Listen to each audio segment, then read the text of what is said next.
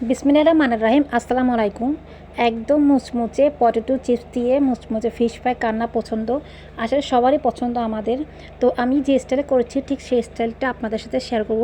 সম্পূর্ণ ভিন্ন স্টাইলে খুব ইজি ওয়েতে একদম কম মশলায় আপনাদের সাথে রেসিপিটা শেয়ার করব।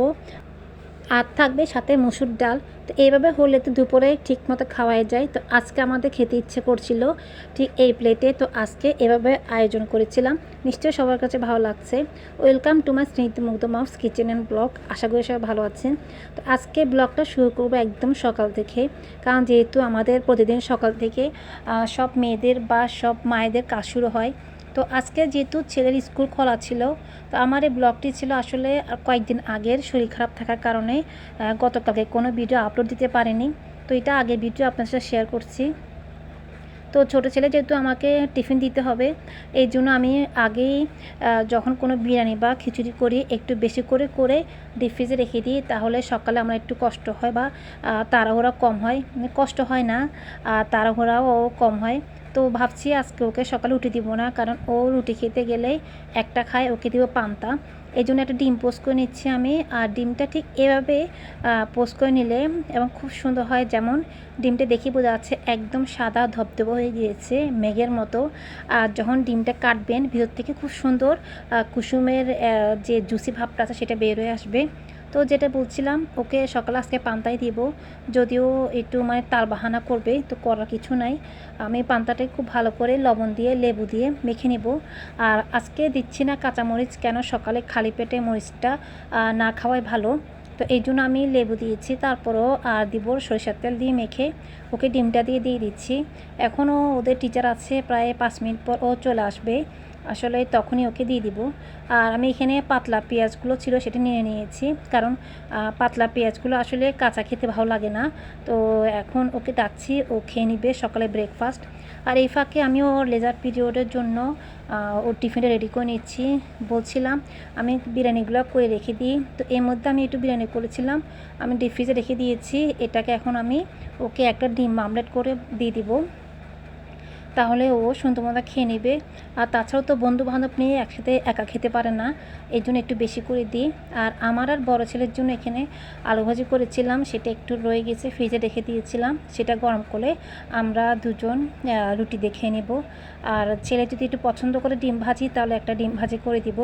আমার বাসায় ডিম নিয়ে একটা সমস্যা হয়, ছোটো ছেলে খাবে না পেঁয়াজ দিয়ে ভাজি কাঁচামরিচ দিয়ে, আর বড় ছেলে খাবে না পোস, বা খাবে মানে অনেক সময় খাবে না, জাস্ট এরকম। কিন্তু ছোটো ছেলে টোটালি খাবে না ডিম ভাজিটা। আর এখানে যেহেতু টিচার আছে বলছিলাম, ওদের নতুন আসছে মাস থেকে টিচার, ওনাকে নাস্তা দেওয়ার জন্য এখানে আমি নিয়ে নিয়েছি লাচ্চা সেমাই। গুলোকে আমি ভাজি করে বাটিতে দিয়ে দিচ্ছি। একটু আমি চিনি দিয়ে ভাজি করে নিয়েছিলাম, লিকুইড দুধটা গরম করে এখন ঢেলে দেবো। তো সকালবেলা আসলে অনেক কাজ থাকে, তাড়াহুড়োর মধ্যে কোনটা আগে করব কোনটা পরে করব ঠিক মাথায় আসে ধরে না। তো এই জন্য আমার কাছে মনে হয় লাচ্চা সেমাইটা দিলে খুব তাড়াতাড়ি হয়। আর এই জন্য আগে থেকে কাজটা গুছিয়ে রাখলেও কাজগুলো মানে খুব দ্রুত হয়, যেটা মনে হয়। তো এতক্ষণ আমার কথা যারা শুনছেন, আমার সাথে এতটুকু পর্যন্ত চলে আসছেন, নিশ্চয়ই তাদের কাছে একটু হলে ভালো লেগেছে। যদি একটু ভালো লেগে থাকে তাহলে একটু লাইক করবেন আর সাবস্ক্রাইব করবেন। আর একটু সেমাইও আমি করেছিলাম, সেটা দুধে রেখে দিচ্ছি, যদি ছেলে খেতে ইচ্ছে করে ও পরে নাস্তা হিসেবে খেয়ে নিতে পারবে। তো আমি ও টিফিনটা নিয়ে নিচ্ছি, এই বক্সটাতে টিফিন দিয়ে থাকি, তারপর ওরা নাকি এত সামান্য টিফিন 2জন বা 3জন খেয়ে থাকে। যদি আরেকটু বেশি বক্স দিই তাহলে দেখা যাচ্ছে আমার ওদের টিফিনটা ফেরত নিয়ে আসে। তো এই জন্য আসলে বকাচকা ও শুনেই থাকে, তারপরও কী আর করার আছে। আর আমি এটাতে দিয়ে দিয়েছি আজকে, যেহেতু আজকে অবশ্য একটা সময় কথা ছিল লেজার পিরিয়ডের পর ছুটি হয়ে যেতে পারে, এই জন্য আজকে ছোটো বক্সটাই দিচ্ছি। তবে বক্সটা দেখতে ছোট হলো, আসলে তেমন একটা ছোটো না, মোটামুটি ভালোই মানে টিফিন ও জায়গা হয়ে যায়, মানে ওর জন্য হয়ে যায়, কারণ ও তো খাওয়ায় তেমন একটা মানে একটু গাফলতি করে। আর জানে আমার সব আপুদের বাচ্চারাই খাওয়ানোর ডিস্টার্ব বা গাফলতি করে, আসলে ইদানিং বাচ্চাদেরই একটা সমস্যা। আমরা যখন আসলে বলি আমার আম্মুদেরকে যে বাচ্চাদের ইদানিং এই সমস্যা, আমাদের আম্মু বলবে যে কি শুধু তোমাদের বাচ্চা না, তোমরাও সে একই ডিস্টার্ব ছিলে। তো কী আর করা, যুগ যুগ ধরেই মনে হয় বাচ্চাদের খাওয়ানোই ডিস্টার্বে চলে আসছে, আমরা হয়তো বা করে আসছি। আর অনেকে অবশ্য বলে আগে বাচ্চা তেমন ডিস্টার্ব করতে কম, যাই হোক, অবশ্য আমি নিজেও অনেক ডিস্টার্ব দিয়েছি, কারণ আমি আসলে সব ধরনের সবজি এখনও খেতে পারি না, আগেও খেতে পারতাম না। তো বিয়ের পর তো অনেকটা খেয়ে থাকি, পছন্দ করে। আগে একদম আমার সবজি খুবই পছন্দ ছিল কম।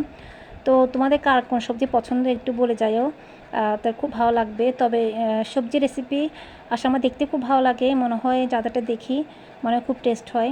তো এই যে এখানে নিয়েছি তেলাপিয়া মাছ, কারণ তেলাপিয়া মাছগুলো তেমন একটা ভালো ছিল না। ফ্রিজে রেখে দিলে এগুলো দেখা যাচ্ছে টেস্টটা নষ্ট হয়ে যাবে। এর জন্য আমি যত দ্রুত সম্ভব আগে তেলাপিয়া মাছটাই শেষ করতে চাচ্ছি। আর আমি সবসময় একটা কাজ করি, যখনই ঘুম থেকে উঠে যাই প্রথমে আমি চুলায় তাওয়া বসিয়ে দিই বা চা বসিয়ে দিই, তারপর আমি চালটা ভিজিয়ে দিই। কারণ আমার কাছে চালটা ভিজিয়ে দিলে মনে হয় চালটা খুব ঝরঝরে হয়। এটা অনেকবার বলেছি এবং একটা টিপসও শেয়ার করেছি নিশ্চয়ই, যে চালগুলো অবশ্যই একদম মুড়ির মতো ঝরঝরে থাকে আর একদম কিন্তু নরম হয়ে যায়, শক্ত থাকবে না। তো যেভাবে বলা ঠিক সেভাবে আমি চালটাকে একবার ধুয়ে পানিতে ভিজে রাখবো, প্রায় 3-4 ঘন্টার মতো হবে। এই পাশে আমার তাওয়াটা গরম হয়ে গিয়েছে, আর আমার আর ছেলের জন্য আমি এখানে রুটি ছেঁকে নেব। তো এগুলো অবশ্যই ফ্রোজেন রুটি, তো রুটিগুলো আসলে প্রায় 1 সপ্তাহ হয়েছে, এই জন্য আমার নিচে লেগে যাচ্ছে। কারণ এই রুটিগুলো আমি আসলে মানে ভেজে রাখিনি, আমি একটা পর একটা পলি দিয়ে আর পরিষ্কার কিছু কাগজ দিয়ে রেখেছিলাম। এর জন্য দেখা যাচ্ছে আজকে প্রায় লেগে যাচ্ছিলো। তো আমি একটু ভুল করেছিলাম, আসলে প্রথমে আমার তাওয়াতে একটু তেল দেওয়া দরকার ছিল। একটু তেল দিয়ে মুছে নিলে তাহলে আসলে রুটিও লেগে যেত না। তো যাই হোক, আমি একটু পরে এগুলো তেলটা ব্রাশ করে নিয়েছি। তো আর তখন খুব সুন্দর করে উঠেছে, একদম তেমন পুড়ে যায়নি। নিশ্চয়ই একটা রুটি দেখে বোঝা যাচ্ছে একদম লাল কালার হয়েছে, কারণ আসলে রুটিগুলো যদি একটু কালো হয়ে যায় আমার কাছে একটু ভালো লাগে না। আর তাছাড়া এত কষ্ট করে রুটি বানানোর পর যদি একটু কালো হয়ে যায় বা পুড়ে যায়, নিশ্চয়ই খুব খারাপ লাগে। অবশ্য আমার কাছে অনেক খারাপ লাগে, কারণ আমরা তো আসলে ম্যাক্সিমাম মানুষই প্রতিনিয়ত দেখা যাচ্ছে আমরা রুটিটাই বেশি পছন্দ করি। আর সকালে ব্রেকফাস্টে আমাদের রুটি থাকে, হয়তোবা আমাদের হয়তোবা এরকম রুটি থাকে, নতুবা বেলা ছাড়া রুটি থাকে, নতুবা প্যানকেক থাকে। মানে যে যেরকম পছন্দ করে সেরকমই খেয়ে নিতে পারে। তবে গরমকালে অবশ্য আমি মাঝে মাঝে ট্রাই করি বাচ্চাদেরকে পান্তা দেওয়ার জন্য, কারণ পান্তাটা খুব ভালো লাগে মাঝে মাঝে। কিন্তু আসলে পান্তা খেলেও আমার একটু অস্বস্তি হয়। তারপর আমি বাচ্চাদের একটু অভ্যাস করি, কারণ আসলে বাচ্চাদের সব কিছু অভ্যাস করা আমার মনে হয় একটু ভালো। কারণ তাহলে সব জায়গায় ওরা মানে ওরা মানিয়ে নিতে পারে, যেমন ওদের কোনো সমস্যা হয় না। কারণ সব জায়গায় তো আসলে ওরা সবসময় সব কিছু নাও পেতে পারে। এই জন্য সব নাস্তায় আসলে বাচ্চারা ইউজড হওয়া ভালো। তো এই জন্য মাঝে মাঝে আমি ওদের সাথে পান্তাও দিয়ে থাকি বা অন্য কিছু শেয়ার করে থাকি, যারা মানে যাতে ওদের কোনো কষ্ট না হয়। তো এই যে আমি তাওয়াটা মুছে নিয়েছি তেল দিয়ে, এই জন্য এই রুটিটা একদম পুড়ে যাচ্ছে না, খুব সুন্দর করে ব্রাউন কালার হয়েছে। তো এরকম রুটি না হলে আসলে ভালো লাগে না। তো আপু, তোমাদের সবাইকে বলছি, আপনারা বা তোমরা যেটাই বলি আসলে তুমি তো আসলে মন থেকে পছন্দ করেই বলি, কার কোন ধরনের নাস্তা পছন্দ অবশ্যই বলে যেও। এই যে আমার পটে চা পাতাটা শেষ, আমি চা পাতাগুলো রিফিল করে নিচ্ছি। আর আসলে কাজের সময় যদি কোনো কিছু শেষ হয়ে যায় আমার খুব একদম মেজাজটা খারাপ হয়ে যায়। তো চা পাতা এখনই শেষ হওয়ার সময় ছিল। তো যাই হোক, এখন আমি চালটা ধুয়ে বসিয়ে দিব, কারণ এখন প্রায় 11টা উপরে বাজছে। তো এখন থেকে যদি রান্নার আয়োজন না করি তা এটা অনেক দেরি হয়ে যাবে। এই যে চালটা আমি ধুয়ে নিয়েছি। তো সচরাচর আমরা চালটা সবাই 3 বারে ধুয়ে নিই। তো আমার কাছে যতক্ষণ না মনে হয় পানিটা একদম পরিষ্কার ঝকঝকে না আসে ঠিক ততক্ষণ ধুয়ে থাকি। আর 3 বার তো অবশ্যই ধুয়ে থাকি। আসলে এখনকার আমাদের এত পানিটা অপচয় করা উচিত না, আমি নিজেকে নিজে বলি। তারপরেও আমি 3 বার ধুয়ে চালটা বসিয়ে দিয়েছি। আর অ্যাকচুয়াল ডালটা বসিয়ে দিয়েছি, কারণ চাল আর ডালটা হতে হতে আমি ঘরটা একটু গুছিয়ে নিয়ে পরিষ্কার করে নেব, যেহেতু ওদের এখন আমাকে রুমগুলো একটু গুছিয়ে নিতে হবে। বাচ্চা স্কুলে গিয়েছে, প্রায় বই খাতা কাপড় চোপড় ছড়িয়ে ছিটে আছে। আর কাজ করতে হতে আমি ফাঁকে রান্নাটাও করে নিচ্ছি আর আপনাদের সাথে টুকটাক শেয়ার করে নিচ্ছি।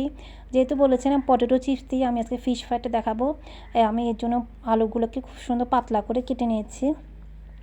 কারণ আলুটা আপনার যত পাতলা করে কেটে নেবেন ঠিক ততটাই ক্রাঞ্চি হবে আর খেতে খুব ভালো আসে টেস্টটাও। তো দিয়েছি একটু সামান্য করে হলুদ গুঁড়ো, মরিচ গুঁড়ো আর লবণ, একটু মানে ঝাল আসার জন্য, ঝাল ফ্লেভারের জন্য আর কালারটা সুন্দর হওয়ার জন্য। ঝালটা অবশ্য তেমন একটা না, কারণ আমার মরিচ গুঁড়োতে তেমন একটা ঝাল নাই, শুধু কালারটা সুন্দর হওয়ার জন্য দিয়েছি।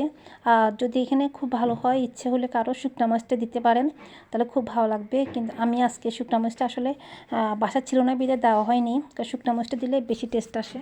তো আমি সামান্য পরিমাণে পানি দিয়েছি, কারণ মরিচের গুঁড়োগুলো পুড়ে যাচ্ছিলো। আর এখানে দিয়ে দিয়েছি আমি অনেকগুলো পেঁয়াজ কিউব করে কেটে, কারণ পেঁয়াজটার ক্রাঞ্চি ভাবটাও একদম মিষ্টি মিষ্টি ভাব আসে। আর এই পেঁয়াজগুলো একটু আপনার ভাই এনেছিল মানে নরম একটু নষ্ট, তারপরেও পেঁয়াজগুলো অনেকটা মিষ্টি ছিল। এখন আমি একটু দাঁড়িয়ে থেকে নাড়তে হবে, কারণ তা না হলে নিচে লেগে যেতে পারে। এর জন্য আমি দাঁড়িয়ে থেকে নেড়ে দিচ্ছি। তো আমি এখন একটু যে মাছগুলো দিয়ে দিলাম, দেখে বোঝা যাচ্ছে নিশ্চয়ই সবার কাছে মনে হচ্ছে একদম ইজি যে ওয়ে দেখানো হচ্ছে, সবাই নিজেও খুব সুন্দর করে বুঝতে পারছেন। আর এখানে আমি একটু সামান্য পরিমাণ পানি দিয়েছি, কারণ যাতে নিচে না লেগে যায়, আর তাহলে খুব টেস্ট আসে। আর মাছগুলো আর আলুগুলো, পেঁয়াজগুলো খুব সুন্দর নরম হয়ে আসে। এই যে আমি ভাতটা মারফিলে খুব সুন্দর ছেঁকে নিচ্ছি। আমি সবসময় ভাতটা ছেঁকে নিই, দেখে বোঝা যাচ্ছে যে চাউলটা একদম ঝরঝরে হয়েছে। আসলে ভিডিওটা যতটুকু বোঝানো যায় ততটুকুই বুঝিয়ে দিচ্ছি, কারণ সবটুকু তো আসলে বলা যায় না। আর এর মধ্যে আমি ভাতের পাতিলটাও মুছে নিয়েছি, কারণ না মুছে নিলে কেমন একটা জানি লাগে। তো যেহেতু আমার এখন প্রায় 12:30 1টার মধ্যে বেজে গিয়েছে, আমাকে টেবিলে সব নিয়ে যেতে হবে। আমি টেবিলটা মুছে নিচ্ছি, ডাইনিং টেবিলটা। আর এখানে বোতলে পানি নিয়েছি, জগে পানি নিয়ে নিয়েছি, কারণ আসলে জগ তো আমার একটা ভেঙে গিয়েছে, আর একটা জগ দিয়ে আসলে হয় না।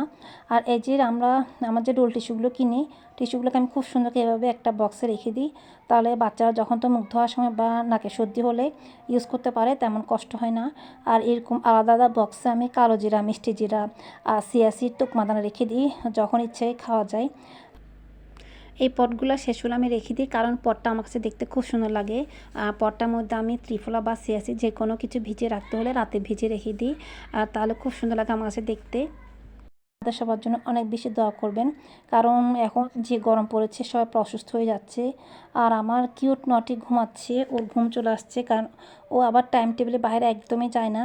বিকালে যেহেতু একটু বাইরে যাব ছেলে স্টেডিয়ামে, আমি জামা কাপড়টা আয়রন করে নিচ্ছি, যাতে যাওয়ার সময় তাড়াহুড়ো না হয়। এই যে আয়রন করতে করতে আপনাদের সাথে আজকে প্রায় বিদায় নিয়ে নেব। সবাই অনেক বেশি ভালো থাকবেন। আর যেহেতু আর অবশ্যই সবাই বাইরে যাওয়ার সময় ছাতা ইউজ করবেন, সবাই প্রচুর পরিমাণে পানি খাবেন, সম্ভব হলে লেবুর শরবতটা বেশি খাবেন।